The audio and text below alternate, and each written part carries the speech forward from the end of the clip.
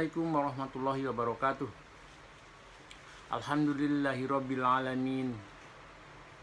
Wal aqibatul lil muttaqin. Wala udwana illa 'alal zalimin. Wassalatu wassalamu ala sayyidina Muhammad wa ala alihi wa sahbihi ajmain.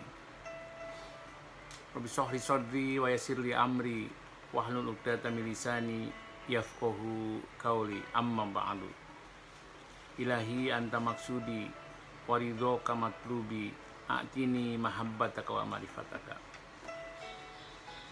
Teman-teman yang berbahagia dan dimuliakan Allah, selamat bersua kembali dengan saya Arif Billah alias Jojok Suparjo.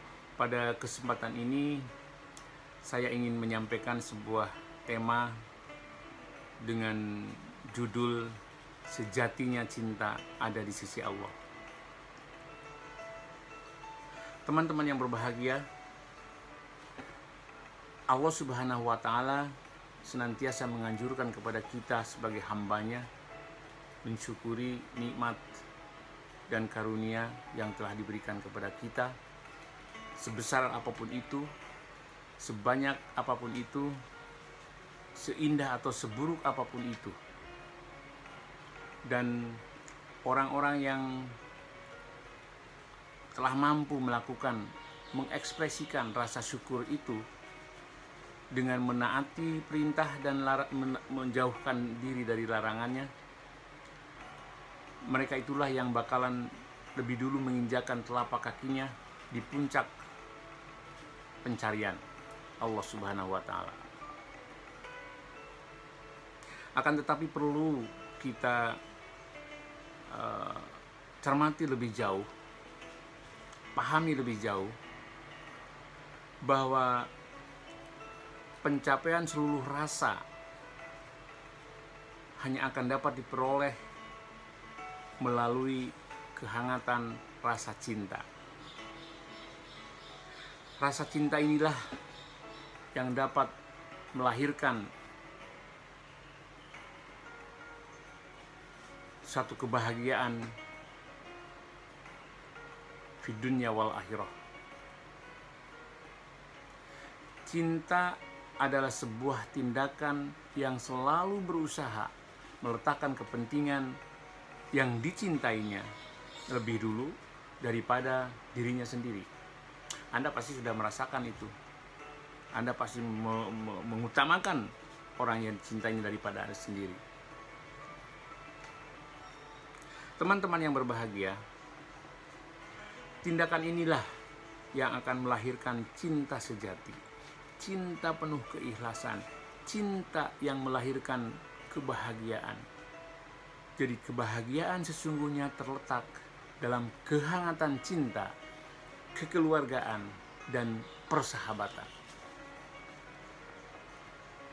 Mari kita cermati dalam kehidupan sehari-hari yang nyata. Betapa banyak orang yang telah meraih kekayaan yang memungkinkan mereka untuk dapat merasakan kesenangan hidup di dunia ini. Tetapi tidak sedikit mereka yang tetap saja dicekam kesepian. Akibat apa itu? Akibat tidak memiliki kehangatan cinta yang sejati. Ketika manusia dalam kondisi seperti itu, tiada tempat yang paling membahagiakan daripada berada di rumah kita masing-masing, yaitu rumah fitrah manusia, rumah kemanusiaan yang di dalamnya terdapat apa yang disebut oleh William James, the great socius, atau sahabat yang agung, yaitu Allah Subhanahu wa Ta'ala. Seorang ahli filsafat yang sangat termasyhur, Aristoteles, berpendapat bahwa manusia adalah zoon politikon. Yang dimaksud kata zoon oleh Aristoteles dapat dimaknai dengan hewan atau dipadankan dengan hewan. Dan politikon kita maknai dengan masyarakat atau bermasyarakat. Jadi secara harfiah, zoon politikon berarti hewan yang bermasyarakat. Nah, kita ini termasuk golongan hewan. Apa-apa Dalam pendapat ini, Aristoteles menerangkan bahwa manusia dikodratkan untuk hidup bermasyarakat dan berinteraksi satu sama lainnya. Inilah sebuah karunia dari Allah Subhanahu wa Ta'ala yang dianugerahkan kepada manusia dan dapat membedakan manusia dengan hewan lainnya. Kita dapat melakukan hablum minan nas. Tidak hanya itu, manusia mendapatkan sifat diri sosiusnya untuk beraksi atau untuk berinteraksi dengan semua makhluk ciptaan Allah Subhanahu wa Ta'ala, baik itu yang tampak maupun yang tidak tampak. Sedangkan Adam Smith menyebut istilah makhluk sosial dengan Homo homini socius. Istilah ini mengandung makna manusia menjadi sahabat manusia lainnya. Adam Smith menambahkan bahwa manusia sebagai makhluk ekonomi, Homo economicus, makhluk yang cenderung tidak pernah merasa puas dengan apa yang diperolehnya dan selalu berusaha mencari secara terus-menerus untuk memenuhi keperluannya. Saya jadi teringat hadis riwayat Ibnu Abbas bahwa beliau mendengar Rasulullah SAW bersabda, yang artinya, seandainya manusia diberi 2 lembah berisi harta, tentu masih menginginkan lembah yang ketiga. Dia mengatakan begitu. Yang bisa memenuhi dalam perut manusia hanyalah tanah.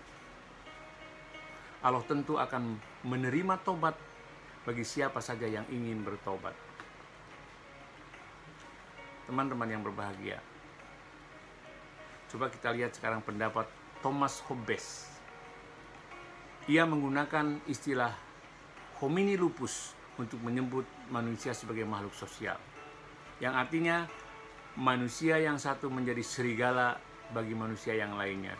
Pendapat ini pernah saya kutip sama dengan pendapat dari penulis Titus Maxius Plautus di dalam episode sebelumnya kalau tidak salah.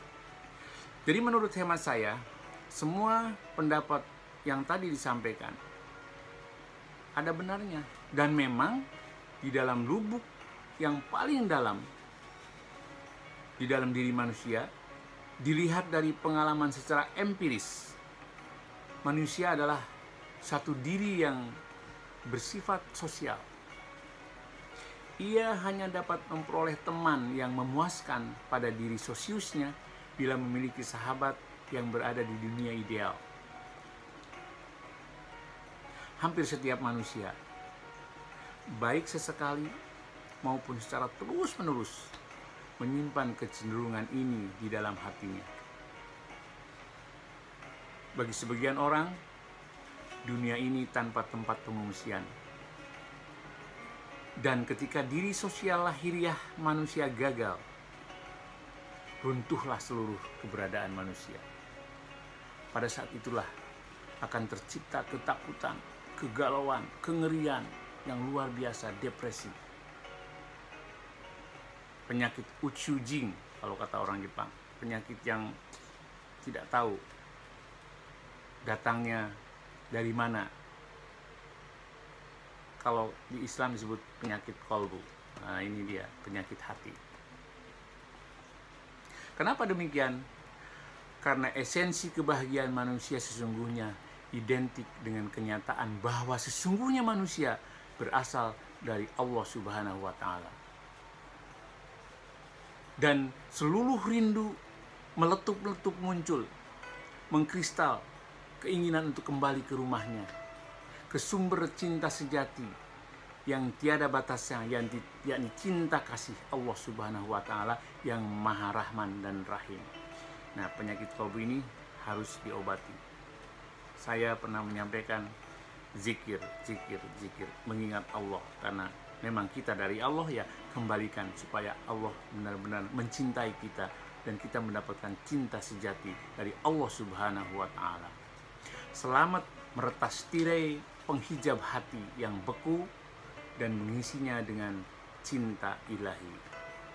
Wabillahi taufiq wa hidayah. Wassalamualaikum warahmatullahi wabarakatuh.